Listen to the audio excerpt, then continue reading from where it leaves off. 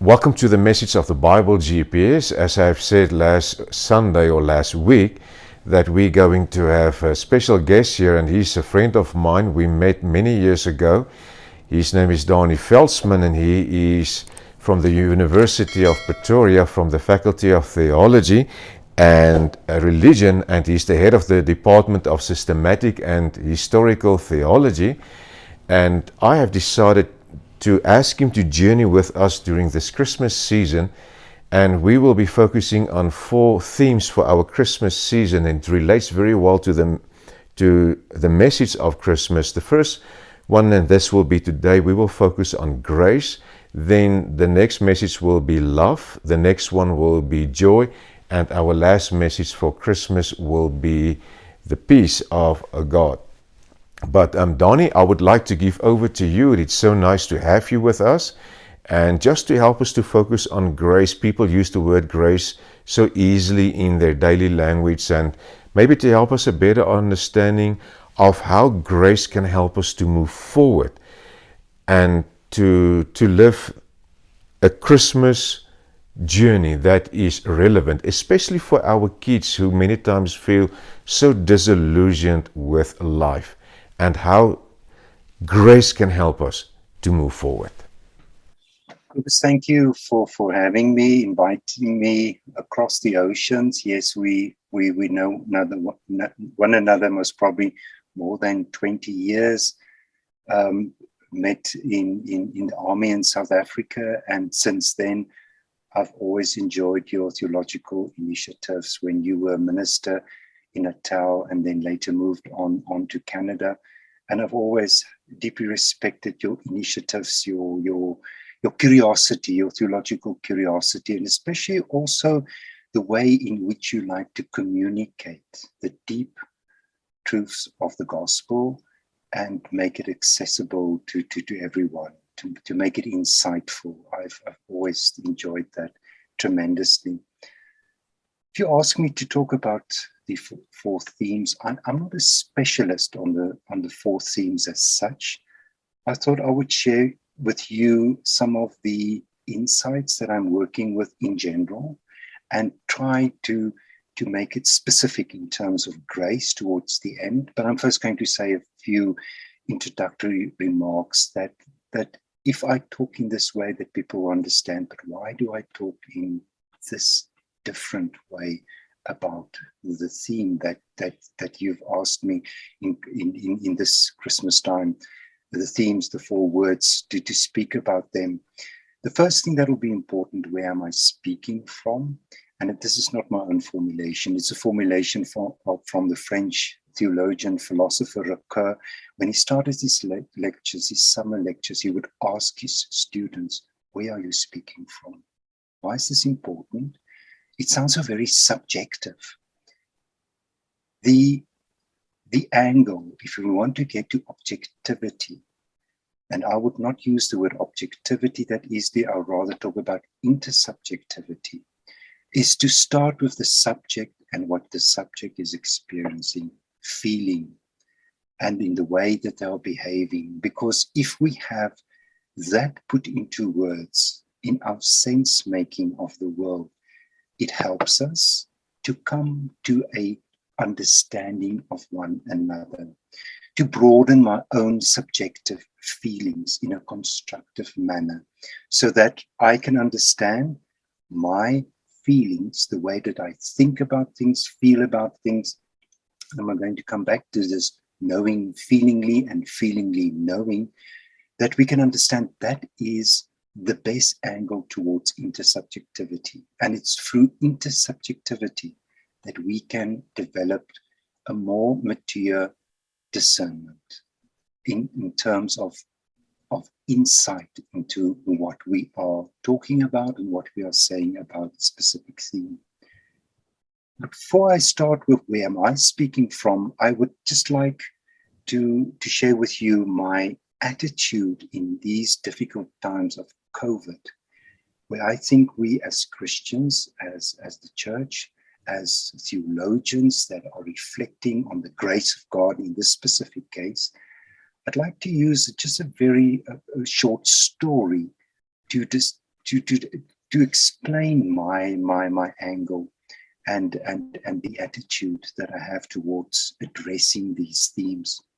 There was this very, very wealthy lady from Sandton, Johannesburg, and she was driving to a mall, and she stopped where Sandton and Alexandra, which is a very poor neighborhood, where she stopped just at the robot, and the next moment there was this young boy standing next to the car. And Sorry, Donnie, can I just interrupt you? A robot in our context is a traffic light. Okay, yes, sorry, okay, a traffic light, yes. Yeah, that can, I'm not talking about artificial intelligence or anything. Yes, thank you. It's a traffic light. I must remember, speaking across the oceans, that there are words that are used very differently. And he, at the traffic light, told the lady, I have not eaten for 3 days. And she looked at him and told him, but young boy, force yourself. Force yourself. You can hear in this completely awkward response that within her frame of reference, there's not something like hunger. For her, it's another problem. For us, it is a time, I think, of deep hunger to come to a deeper understanding of our theological concepts, of our way that we talk about the gospel and what the gospel can mean for us. So my first point will be, get out of your car and start speaking from outside your car next to this young beggar. And it reminds me of Martin Luther, who said that we are nothing but beggars before God. So get out of your car, hear what he is telling you, and try to make that part of the frame of reference where you are speaking from.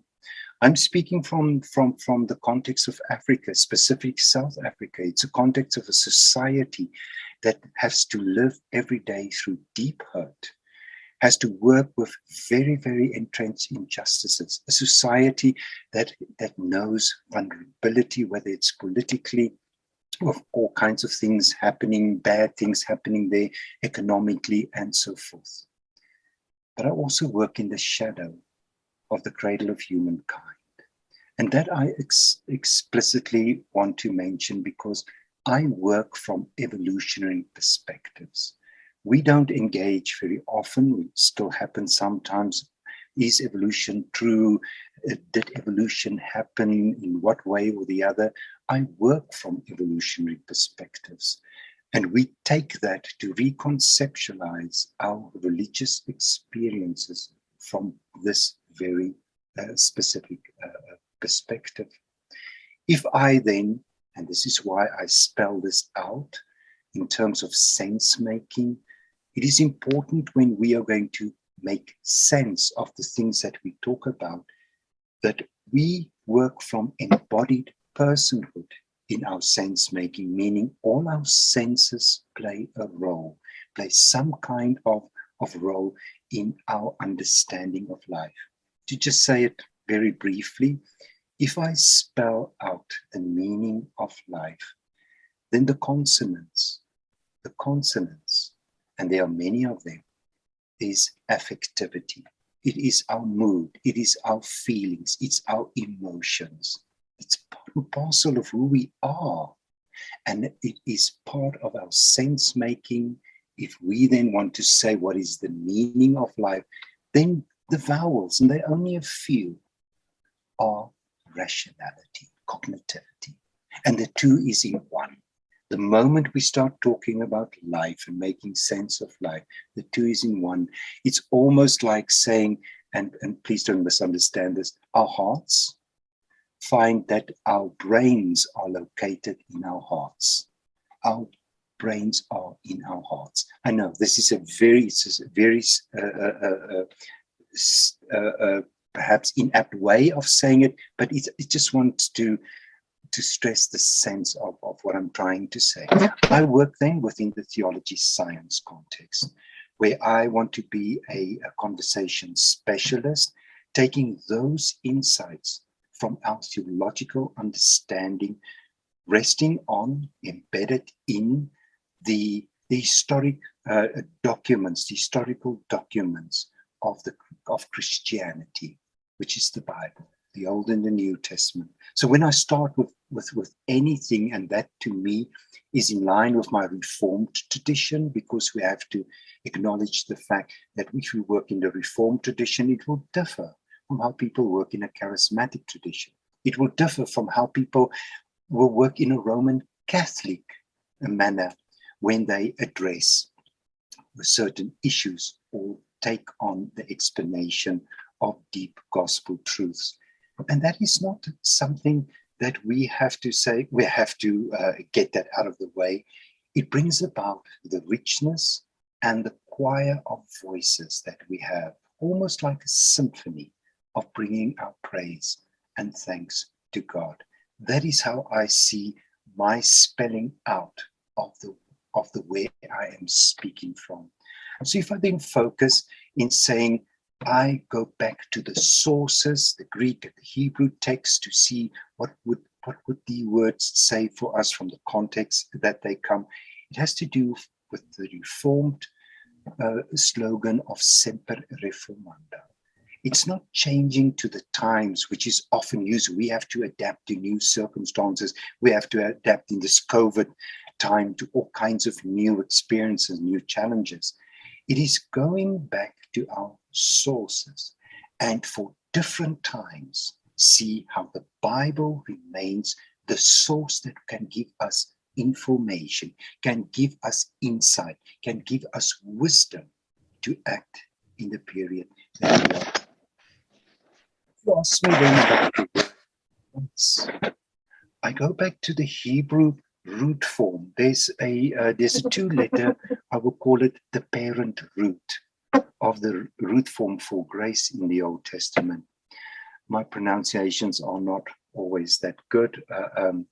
It's a little bit sloppy sometimes, but it consists the root, the two-letter parent root, that is how the Hebrew words are spelled, is Shet and Nun.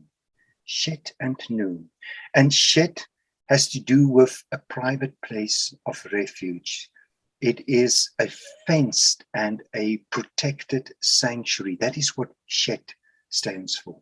And Nun has to do with, in a sense, it's the sign of the fish, has to do with activity and life.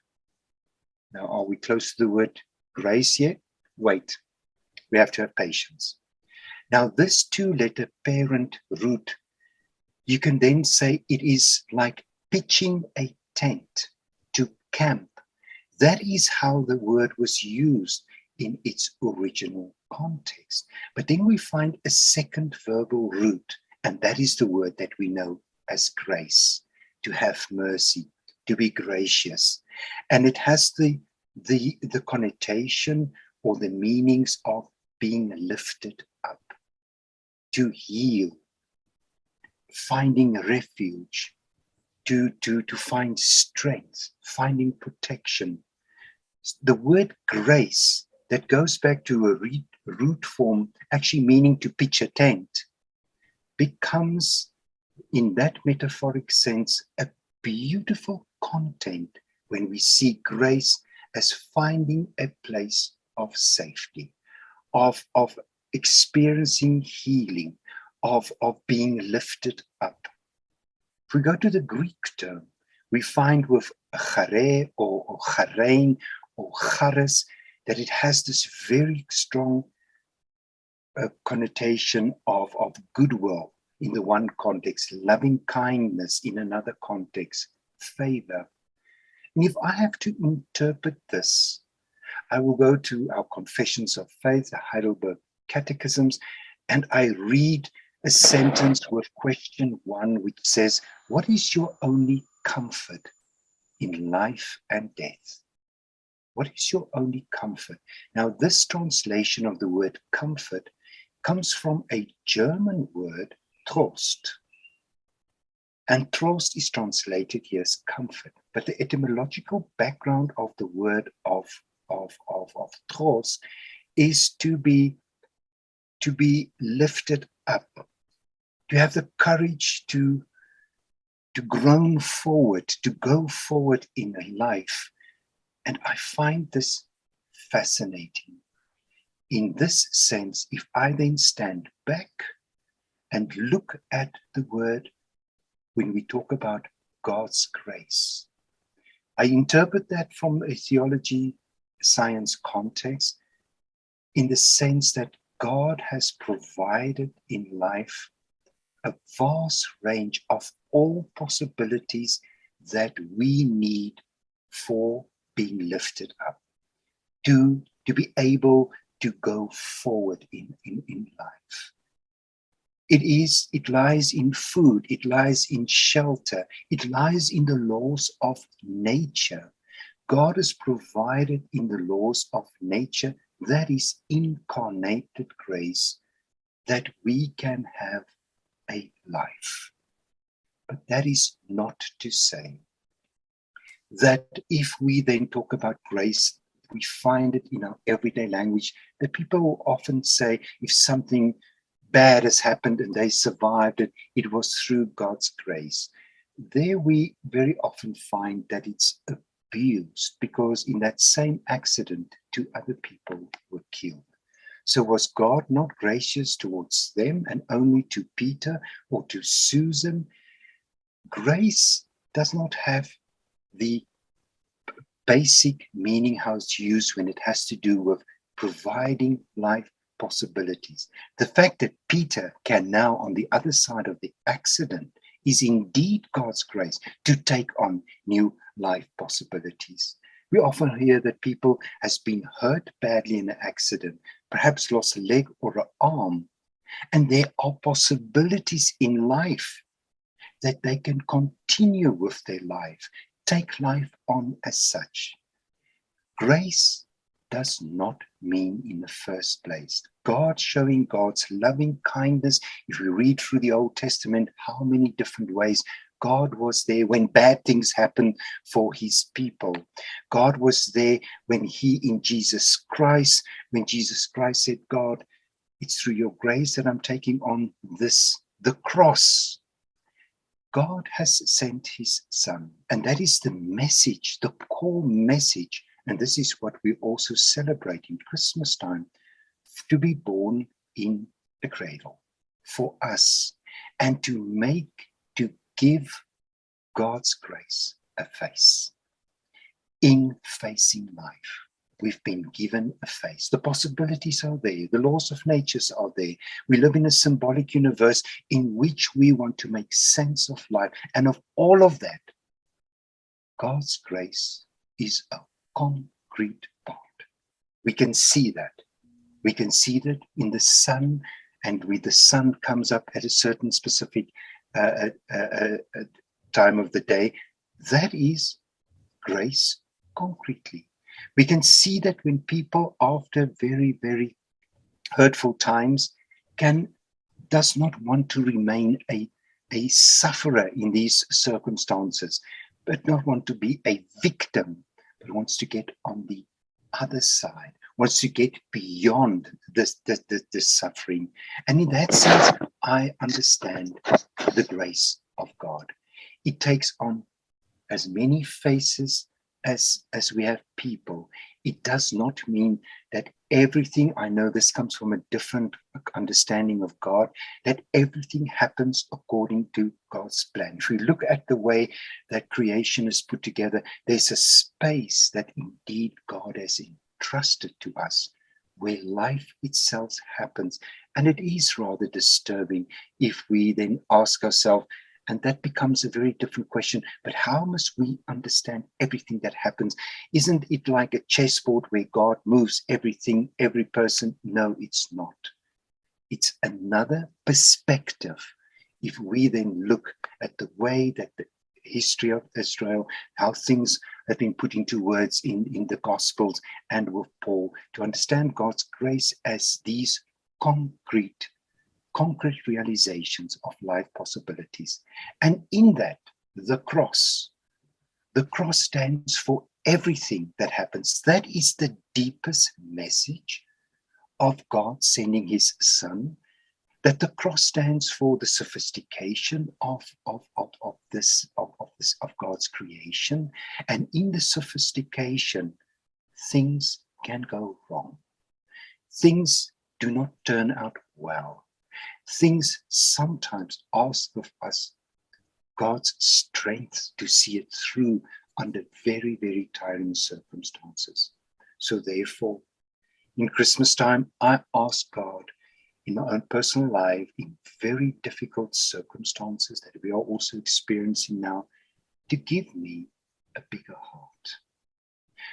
A bigger heart that will be able to work with very tiring circumstances. To accept the fact that things are not perhaps going to work out very well. And it has not worked out well also within our family. But asking under these circumstances that my heart will find the grace to be able to uplift ourselves, to be able to carry on, to have the courage, as Tilly has said it so beautiful, the courage to be and to face the difficulties that we have. Grace is God's goodwill towards us. It finds concrete expression in life itself with all its possibilities, and that responsibility comes with grace. Thank you, Donnie, for those insights.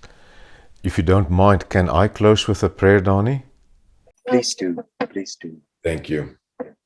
God, we want to thank you for your amazing grace. Thank you, Lord, for so many things in our lives and what we see around us that you have given us to lift ourselves so that we can have a space where we can lift our eyes and face life in a way according to the spirit of Christmas, to experience, as we will focus next week, on love, joy, and lastly on peace. Thank you for your amazing grace. Help us, Lord, in a practical way to get out of the car. Help us to, in creative ways, to get out of the car, get out of our comfort zones, and listen to the stories of people. We thank this and everything in your wonderful name. Amen.